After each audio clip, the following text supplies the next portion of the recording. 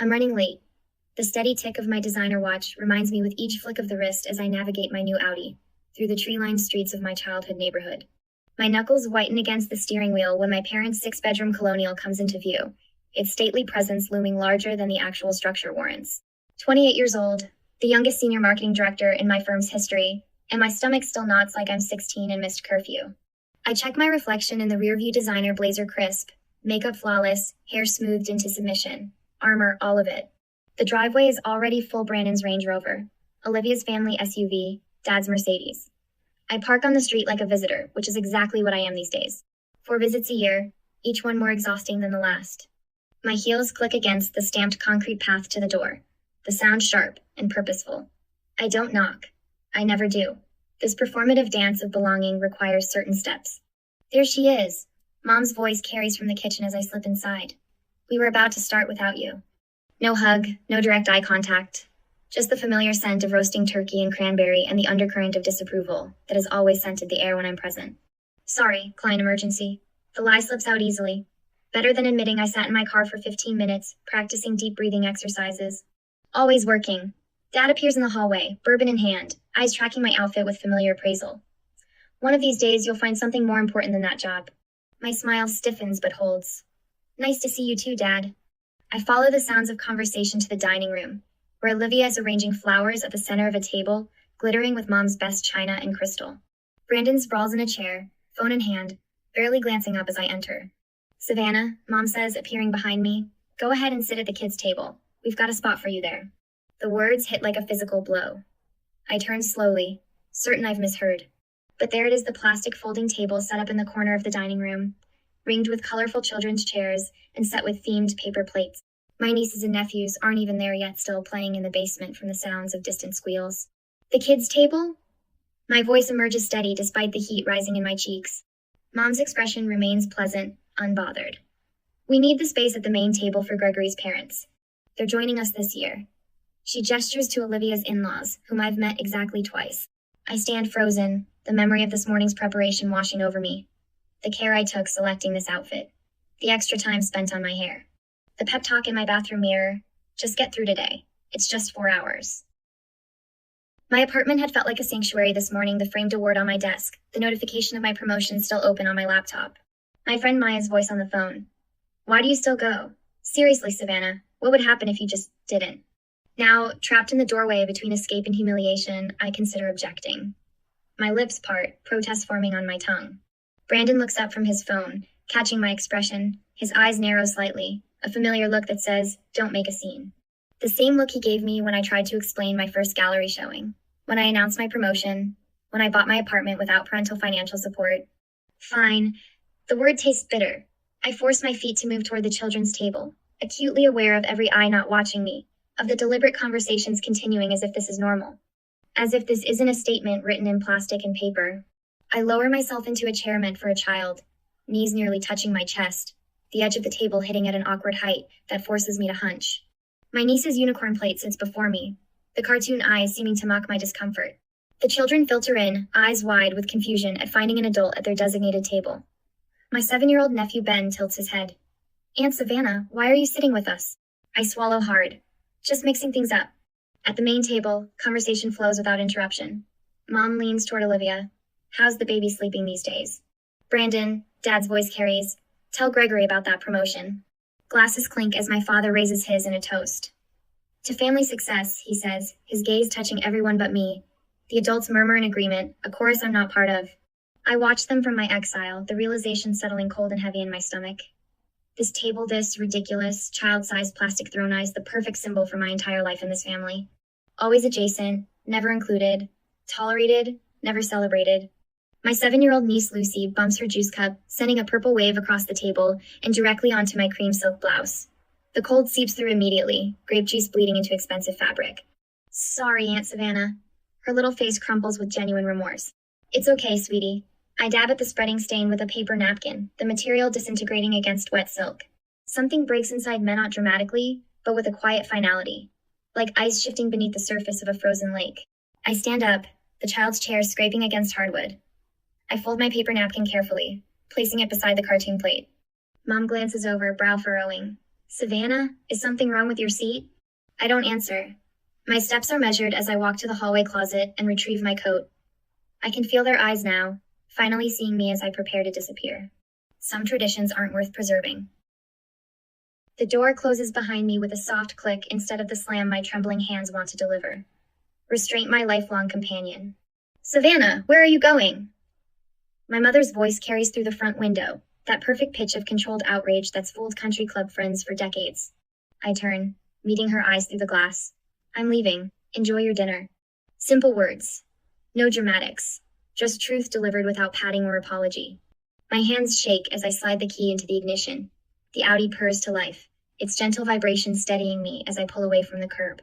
The silence in the car wraps around me, unfamiliar and terrifying. 28 years of family Thanksgivings, and I've never once left early. My phone buzzes before I reach the first stoplight. Then again. And again. By the time I'm 3 blocks away, the notifications have become a continuous hum against my thigh. My family's collective outrage transmitted through cellular waves. At a red light, I glance down. Brandon. Stop acting like a child, come back. The irony would be amusing if it weren't so painful. I was literally sitting at a children's table 10 minutes ago, but I'm the one acting childish? My voicemail indicator flashes. I tap it, putting it on speaker while I drive. Savannah. My father's voice fills the car, bourbon rough. Enough of this nonsense. Get home now. Not a request a command issued to an underling, not a successful adult woman. 2 more texts arrive in quick succession. Olivia. Mom is freaking out. Just come back and talk. You're ruining dinner. The family group chat explodes with messages. What is going on with her? She's always been so sensitive. Should we be worried? This is so embarrassing with Gregory's parents here. My exit wasn't about creating a scene, but their responses reveal how thoroughly they misunderstand me. I don't want drama. I just wanted a place at the table. A real place. I drive without destination until neon lights catch my eye, a 24-hour diner glowing against the darkening November sky. The parking lot is half full, other holiday refugees seeking sanctuary from family obligations. The warmth hits me as I step into not just physical heat, but something more essential. The waitress looks up from wiping a counter, her eyes taking in my designer clothes. The mascara smudge I can feel beneath my right eye. Honey, you look like you could use some coffee. She doesn't ask what's wrong or why I'm alone on Thanksgiving, just slides a mug in front of me as I settle into a booth. And maybe a slice of pie, she adds, her smile genuine in a way my mother's never is. That would be perfect. My voice cracks on the words. While waiting, I scroll through my phone's photo gallery. Each swipe reveals another family gathering, where the pattern is clear once I allow myself to see it. Christmas 3 years ago. Everyone clustered around the tree while I stand slightly apart, half-cropped from the frame. My college graduation, my parents flanking my siblings in the foreground while I hold my honors diploma just out of focus. I screenshot a text from my mother from last year. How's that little job going? Still enjoying playing businesswoman? Senior marketing director? Youngest in company history. But in her eyes, I'm playing pretend. I find the email from my father, sent to Brandon and Olivia but accidentally copying me. Investment opportunity too complex to include Savannah. You know she wouldn't understand it anyway. My calendar reveals the pattern to 8 consecutive family events where I was seated at a side table, at the end of the row, or literally in another room. The pie arrives, golden crust and tart cherries, as I compose my message to the family group chat. I select the Christmas photo, the one where I'm half cropped out, and type a caption. The perfect family. Always making sure the youngest one knows her place. I continue typing. My fingers steady now. This isn't just about the table. I've been treated like an afterthought my entire life. When you all actually see me as an equal, let me know. My thumb hovers over the send button. The single action will fracture 28 years of acquiescence. Once sent, there's no pretending anymore. No more good daughter who swallows indignities with a smile. I press send, then power off my phone completely. The pie tastes better than any Thanksgiving meal I can remember. I savor each bite, leaving a generous tip before walking back to my car. My spine feels straighter, my shoulders lowered from their perpetual defensive hunch. Savannah? Savannah Reeves? I turn to find Mark Connolly, my lab partner from AP Chemistry, now a pediatrician according to the occasional social media glimpse. Mark, hi. He studies my face with professional assessment. You look different, lighter somehow. I smile, surprised to find it genuine. I finally put down something heavy I've been carrying for years. He nods like he understands, though he couldn't possibly know what transpired today. But maybe he recognizes the universal look of someone who's finally chosen themselves after years of self-abandonment. As I drive toward homey home, Not theirs. I wonder what happens next. Will I withstand the guilt storm that's surely brewing? Will I cave when my mother cries or my father threatens? Or will this be the first day of a new chapter where I finally stand my ground? The night sky opens above me, vast and full of possibilities I never allowed myself to see, while squeezing into spaces too small to contain me. I drop my keys into the ceramic bowl by the door, a piece I bought from a local artist to celebrate my first promotion. The sound echoes through my apartment, bouncing off the exposed brick walls that I fell in love with 3 years ago when I signed the lease without a cosigner. Without my parents' approval. My designer blazer slides from my shoulders, heavy with the weight of today's confrontation. I hang it carefully in the closet, muscle memory preserving the expensive fabric, even as my mind races with the gravity of what I've done. I've never walked out before. Not once in 28 years. My apartment glows with the warm light of success. They refuse to acknowledge the framed marketing award on my office wall. The signed prints from campaigns that doubled client revenue. The sleek furniture I selected and purchased myself. No hand-me-downs. No parental subsidies.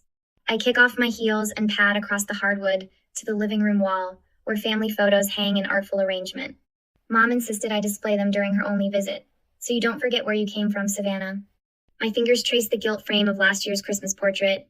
Brandon and Olivia flanking our parents, their spouses and children arranged in perfect formation. And Miss slightly off-center, half a step behind the group, my smile not quite reaching my eyes. I lift the frame and remove it from its hook. One by one, I take down each family photo, creating a stack on my coffee table. Not destroyed, just removed from my daily sightline. The wall looks strangely empty, but I feel fuller somehow. My phone sits dark and silent on the counter where I abandoned it hours ago. The notification light blinks accusing lured, red, red. I leave it there and open a bottle of wine instead. Tonight, I sleep uninterrupted by family-induced anxiety for the first time in memory. No 3 a.m. spiral of imagined criticisms.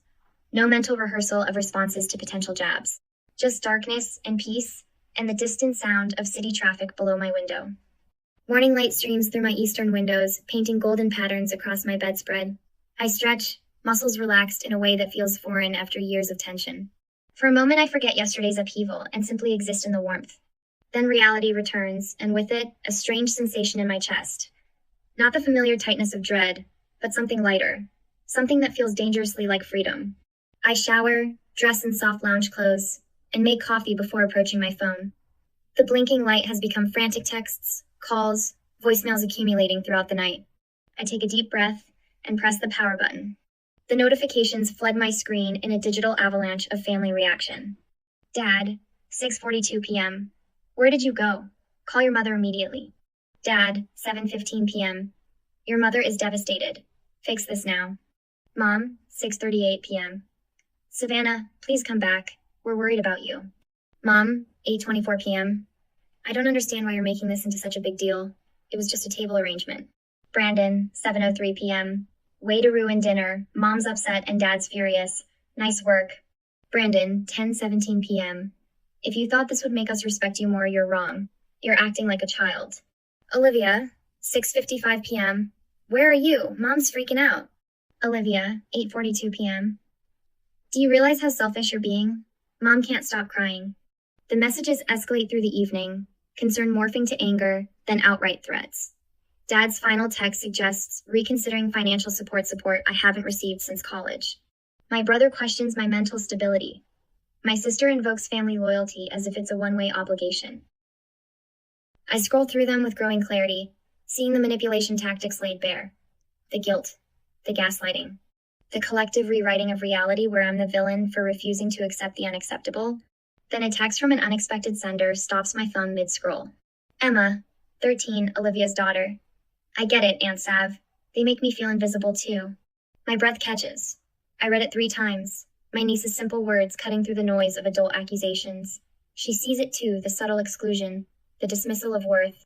My phone vibrates with an incoming call. The name surprises me. Aunt Vivian, Dad's sister, who disappeared from family gatherings years ago. The black sheep who chose career over children and paid the price in familial currency. Savannah? It's Vivian. Her voice sounds both foreign and familiar, a blood connection speaking through years of absence. Aunt Viv. It's been 6 years, I know. Your cousin Marcus showed me your message. About the kids' table. She pauses, her breath audible through the connection. I want you to know you're not crazy. The validation hits me like a physical force. I sink onto my couch, emotions threatening to overcome my careful composure.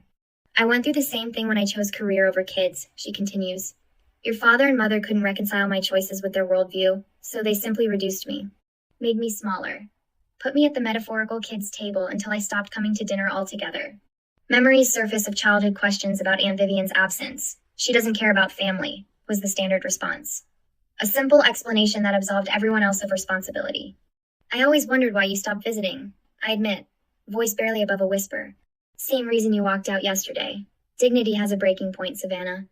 After we hang up, I pull my journal from the desk drawer and open to a blank page. At the top, I write boundaries in bold capitals, then begin listing them with surprising clarity. 1. I will only attend family gatherings where I'm treated as an equal adult. 2. I will no longer accept dismissive comments about my career. 3. I will meet on neutral ground, not the family home. The list grows, each boundary a brick in the foundation of my self-respect. When it's complete, I call my therapist for an emergency session. Then my friend Maya, who answers with immediate concern. I did it, I tell her. I finally walked out. Holy shit, Sav, she breathes. I'm so proud of you. 2 hours later, I find myself on an online forum for adults navigating family estrangement. The stories mirror mine with eerie similarity, the consistent exclusion, the subtle undermining, the moment of clarity that triggered action. I'm not alone in this experience. Not broken or overly sensitive. Just human, with normal human limits. By evening, I've compiled evidence of the pattern photos, text screenshots, a timeline of incidents spanning years. I practice responses to anticipated arguments. I'm not angry. I'm establishing boundaries. This isn't about one dinner. It's about a lifetime of exclusion. I'm not asking for special treatment, just equal treatment. I arranged to meet them at a coffee shop downtown public, neutral, time limited. I text Maya to check on me halfway through. My phone rings just after 9. Mom's name flashes on the screen. I let it ring 3 times, centering myself before answering. Hello, Mom. Savannah. Her voice is controlled, the practiced tone of someone who believes they hold the power. Your father and I have decided we're willing to forgive you for yesterday's display. The old Savannah would have accepted this opening, grateful for any path back to approval. But that version of me sat at a folding kids' table and accepted paper plates, while adults dined on china. I inhaled deeply, feeling my spine straighten. That's interesting, I reply, my voice steady and clear, because I'm still deciding if I'm willing to forgive you. The silence that follows stretches so long, I check to see if the call disconnected. But Nosha's there, breathing, recalibrating a world where her youngest daughter has suddenly, irrevocably changed the script. It was just a table, Savannah. My mother's voice through the phone carries that familiar dismissive tone, the one that's diminished my experiences since childhood. I grip my phone tighter, pacing the hardwood floors of my apartment. The space I bought myself, the life I built without their help or approval. It wasn't just a table, Mom. My voice remained steady, practiced from hours of rehearsal with my therapist. It was what the table represented. You're being dramatic. I'm being honest. I stopped pacing, standing tall beside the framed marketing award on my wall. The kids' table was just the final insult in a pattern that's existed my entire life. I tick off the evidence I've compiled in my journal. You excluded me from Brandon's investment group because, and I quote, it's for people with real careers. You introduced Olivia as your successful daughter at the Christmas party last year while I stood right beside you. You've seated me away from adults at every family gathering since I turned 18. The silence on the other end stretches long enough that I check to see if she's hung up. That's not how it happened, she finally says, but her voice lacks its usual conviction. I have the text, Mom. I have photos. I have emails. I trace my finger along the compass tattoo on my wrist-me private reminder to follow my own direction. This isn't about one dinner. This is about 28 years of being treated as less than. She shifts to Gilther, next defensive tactic. After everything we've done for you, what exactly have you done for me lately? The question slips out sharper than intended, but I don't retract it. My apartment, bought it myself, my education, scholarship, my car, my savings, my career, completely self-made. Another silence, then, what do you want from us, Savannah? The question catches me off guard not because it's unexpected, but because it's the first time she's ever asked what I want. I want to be treated with the same respect you give Brandon and Olivia. My voice softens but remains firm. I want my achievements acknowledged. I want a seat at the actual table literally and figuratively. I hear her inhale sharply, and in that breath, I sense the first crack in her armor. She knows her usual tactics aren't working. My phone buzzes with a group text from Brandon that evening. Emergency family meeting tomorrow night. We need to discuss the Savannah situation. 7 p.m., Mom and Dad's. Savannah not invited. I smile despite myself. The family is scrambling. An hour later, my 13-year-old niece sends a screenshot of their living roomy parents, Brandon and Olivia, huddled in intense conversation. Her message reads, "They're freaking out, Aunt Sav. Dad keeps saying you're ruining the family." Grandma cried, "It's better than Netflix." The next morning, one of my father's golf buddies mentions the situation during a client meeting. "Robert says things are tense with your family right now," he says awkwardly. "Hope it all works out." When I check Facebook, my mother has posted a vague plea for prayers during this difficult family time. The comments flood with sympathetic responses, friends asking what happened, offering support without knowing the situation. They're losing control of the narrative, and it terrifies them. I spent 3 hours crafting my email. Each word precisely chosen, each example meticulously documented. I attach family photos spanning years images that clearly show the pattern of my exclusion. When finished, I address it to my entire extended family, not just my parents and siblings. "I love you all, but I love myself enough to demand respect." I write in closing, then press send before doubt can creep in. Responses trickle in throughout the day. My cousin Michael: "I've watched this happen for years and never said anything. I'm sorry, Savannah." My father's sister who stopped attending family functions years ago: "It took courage to say what I never could. Proud of you, niece." Even my mother's best friend sends a private message: "Your mother and I have been friends for 30 years, but you're absolutely right. I've seen how they treat you." I hadn't expected allies. I prepared to stand alone. "Can we talk?" Olivia's voice sounds different on the phone. Smaller. I'm listening. I curl up in my reading chair, guard still up. "I've been thinking about things." She pauses. "About how we've treated you." I wait, refusing to fill the silence. "Greg mentioned something last night," she continues. "He said he's always been confused about why you're treated differently. He thought maybe there was some history I never told him." "And what did you say?" I couldn't think of a reason. Her voice cracks slightly. "I never thought about how it looked from your side. I just accepted that's how it was." It's not exactly an apology, but it's the first crack in the family's united front. When the formal invitation arrives in my email, I almost laugh out loud. The Reeves family requests the pleasure of your company for a family discussion dinner. Seating arranged by Savannah Reeves. The location is a neutral restaurant downtown, not the family home where they hold home court advantage. The time works with my schedule, not theirs. Every detail acknowledges my new position of power. I smile as I type my response. I accept. For the first time in my life, they're playing by my rules. Now I'll discover if my family is capable of genuine change, or if I'll need to create a life without them in it.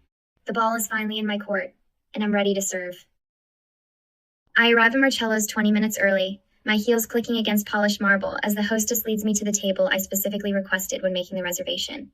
Round. Equal. No head, no foot, no hierarchy built into the furniture itself. "Perfect," I tell her, sliding my blazer from my shoulders. The material is expensive, a power color that makes my skin glow. Armor again, but different this time. Battle dress rather than camouflage. I place the name cards with deliberate care. My fingers don't tremble at all, which surprises me. My position at the symbolic north. Parents flanking me. Brandon and Olivia across. The geography of confrontation, mapped with cardstock and calligraphy. The restaurant hums with quiet conversation. The discreet clinking of silverware against fine china. I check my watch. 7 minutes.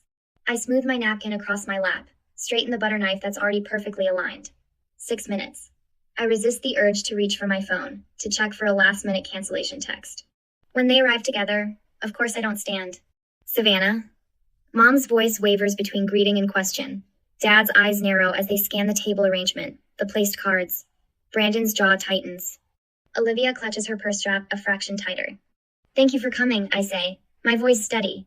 Professional. The voice I use in boardrooms, not family dining rooms. "Please, sit." They hesitate, caught in the unfamiliar dynamic, but then one by one, they follow my direction. Not one of them questions the seating arrangement. First victory. Dad clears his throat as soon as they've settled, launching into what sounds like a rehearsed speech. "I think we all agree that family unity is what matters most here. We need to incident and focus on healing together."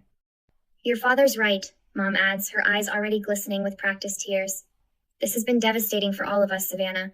We've always been such a close family." Brandon leans forward, elbows on the table. "Some people are just more sensitive than others. Not everything needs to be a federal case." What Brandon means, Olivia jumps in, her smile tight, is that we all love you, and surely we can find a middle ground without all this drama. I take a sip of water, letting the silence stretch until they grow uncomfortable in it. I've prepared for this exact moment, rehearsed it in my bathroom mirror until the words feel natural. I'd like to establish some ground rules for our conversation, I say, placing my glass down precisely on its water ring.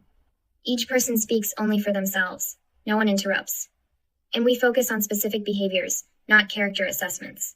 Dad starts to object, but I hold up my hand. He stops mid-syllable. Second victory. For 28 years, I've been systematically excluded from full participation in this family. The children's table at Thanksgiving was simply the most literal manifestation of a pattern that's existed my entire adult life. I meet each of their eyes in turn. Can anyone explain why a 28-year-old successful woman should sit at a children's table? The silence that follows is devastating in its completeness. Mom's fingers worry at her napkin. Dad examines his water glass as if it holds answers. Brandon shifts uncomfortably. Olivia stares at her lap. I guess, Mom finally says, her voice small. I never really saw you as fully adult without a husband. That's how I was raised. A woman becomes a woman when she has a family of her own. Dad's admission comes gruffly. In my day, success meant family, not just career. I built something that will outlast me. Your job. It's just not the same. Maybe, Brandon adds, surprising me with his hesitancy. I've been intimidated by how easily everything comes to you. You didn't need connections or Dad's help like I did. It was easier to dismiss your achievements than admit that. Olivia's eyes shine with actual tears now, not the performative ones she usually deploys. I knew it wasn't fair, how he treated you. But changing it meant acknowledging my part in it. She reaches across the table, stops short of touching my hand. I'm sorry, Savannah, truly.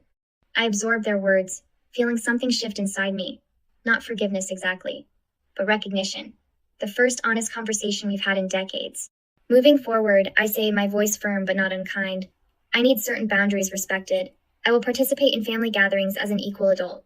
My career and life choices will be respected, even if they're not understood. I expect acknowledgement of my achievements the same way Brandon's and Olivia's are celebrated. I fold my hands on the table. I want a relationship with all of you, but it has to be mutual respect or nothing at all. I won't hesitate to walk away again if old patterns reemerge. They exchange glances, having a silent conversation I've been excluded from countless times before. Finally, Dad nods. You've certainly grown up, Savannah, he says, the closest thing to approval I've ever heard from him. I meet his gaze steadily. I've been grown. You're just finally seeing it. The check arrives, placed exactly between Dad and me. I reach for it before he can, sliding my credit card inside the leather folder without checking the amount. The symbolism isn't lost on any of us. When the waiter walks away, Mom touches my wrist hesitantly. Do you think it's really possible to change how we've always been? The question hangs in the air between us, honest in a way I never expected. I don't have a simple answer, and for once, I don't try to manufacture one. Is it ever really possible to change decades-old family dynamics? Or am I setting myself up for disappointment? My kitchen bustles with movement and conversation, a symphony of life that fills my apartment. The scent of roasting turkey mingles with cranberry and fresh herbs, familiar yet somehow new. I check my designer watch, no longer counting the minutes until escape, but noting that everything is right on schedule. Aunt Savannah, is this enough sage for the stuffing?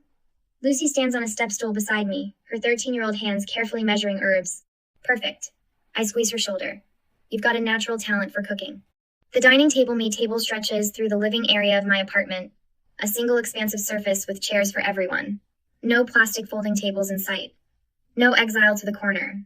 Mom appears at my elbow, casserole dish in hand. Where would you like this, Savannah? The question still catches me off guard, even a year later. On the sideboard, please. We'll bring everything to the table together. She follows my direction without comment, placing her famous green bean casserole exactly where I've indicated. The small victory still feels monumental. Dad hovers near my wine rack, bourbon untouched in his hand. That advertising campaign you developed for the Children's Hospital, quite impressive. My golf partner's son works in marketing at NYU. He mentioned it. I don't miss how he struggles to maintain eye contact, how his fingers tap against his glass. But the words are genuine. Thanks, Dad. It increased donations by 37%. Brandon appears from the living room, phone absent for once. Savannah, got a minute? I'm considering a lateral move to Thompson & Brooks.